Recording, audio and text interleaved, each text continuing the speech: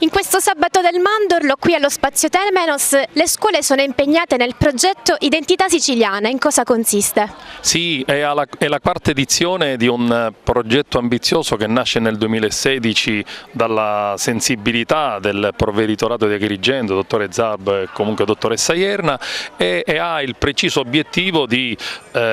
coinvolgere le scuole ai valori e ai principi legati alla cultura popolare siciliana tradizionale che il Val d'Agragas rappresenta da oltre 60 anni. Le singole scuole durante l'anno su un tema che quest'anno è legato specificatamente alla figura femminile e vediamo stamattina le figure femminili ufficiali donne delle forze dell'ordine presenti, è Sicilia, terra di donne coraggiose ed intraprendenti. Quindi le singole scuole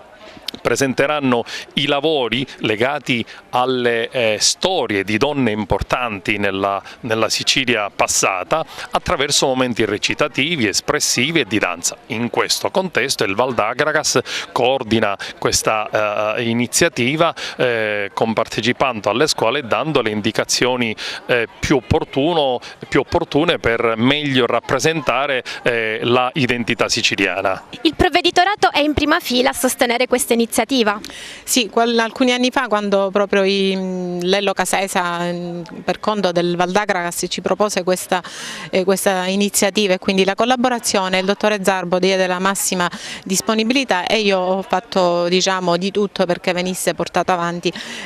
questa attività nelle varie scolaresche. Siamo giunti al 2018, oggi c'è questa giornata conclusiva dove le